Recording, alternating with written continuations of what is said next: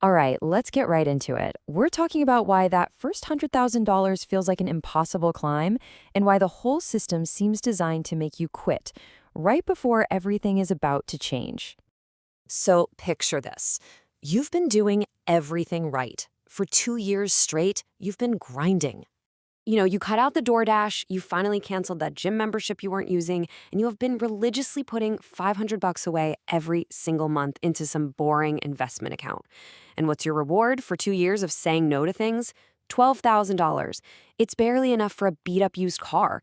It honestly feels like a joke. It feels like you failed. Well, let me tell you, welcome to what's known as the Valley of Disappointment. And that feeling you have, it's not just you, it's a real recognized stage of this journey. And it's where almost everyone gives up. But today, we're going to show you exactly why pushing through this valley is the single most important thing you can do for your financial future. So why is this so damn hard? I mean, is it a lack of willpower? Nope. It's not a personal failure at all. It's a cognitive bias. It's the way our brains are wired. We just aren't built to understand how wealth really works. Here, let me show you what I mean. Let's meet Amanda and Jessica. They're the same money, they're the same age. But Amanda drives a flashy new BMW. She looks rich. Jessica, she's driving an old Honda Civic.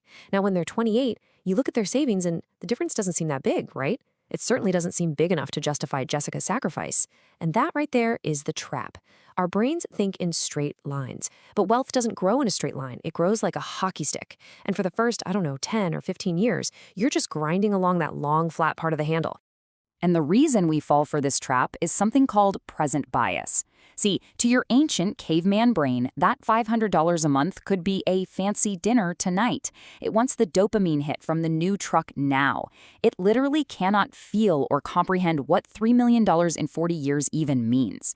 Your brain is basically screaming at you, telling you you're an idiot for giving up fun today for some imaginary future payoff. But what if I told you the math is working? It's working perfectly, even when you can't see it. Let's shift gears now from why it's so hard to that aha moment, when you finally see the hidden engine that's been running under the hood the whole time. So let me ask you a quick question. $1 million, cash, right here, right now. Or you can have a single magic penny that doubles in value every day for 31 days. Be honest, which one do you take? Almost everyone takes the million. And it makes sense, right? I mean, look at the penny's progress. After 10 whole days, you've got a whopping $5. Even after 20 days, that's nearly 3 weeks of waiting. You're just over $5,000. This feels familiar, doesn't it? It's that same valley of disappointment. You've been patient, you've waited, and you still have almost nothing to show for it. But if you just stick with it, if you just trust the process, that one little penny explodes into over $10 million. That is the power of exponential growth. It's practically invisible at first, and then, all of a sudden, it's completely unstoppable. And this is the most important thing I can tell you today.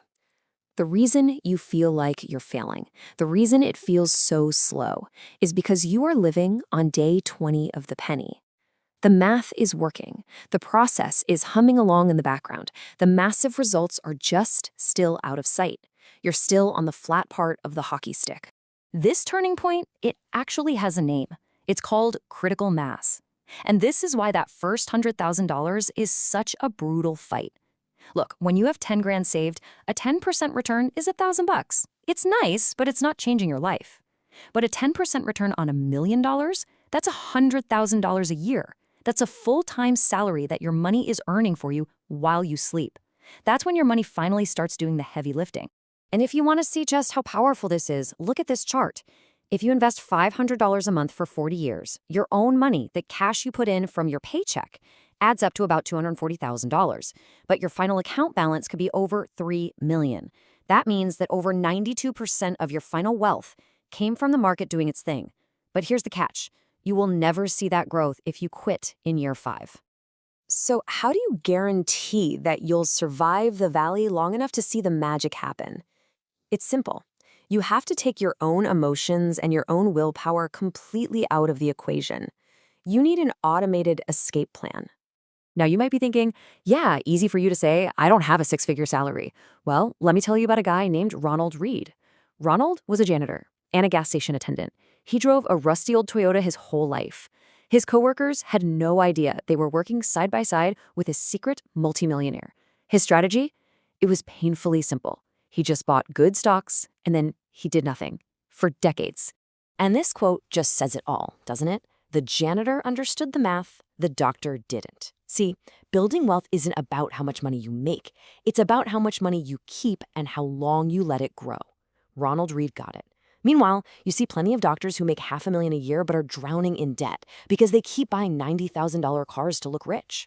So here it is, your path. And I promise you, this takes less than 30 minutes to set up for the rest of your life. 1. Open an investment account. A Roth IRA is a fantastic place to start. 2. Don't try to pick winning stocks. That's a fool's game. Just buy the whole haystack. A simple, low-cost S&P 500 index fund does that for you. 3. Automate it. Set up a recurring transfer every month so it just happens. And 4, this is the most important step.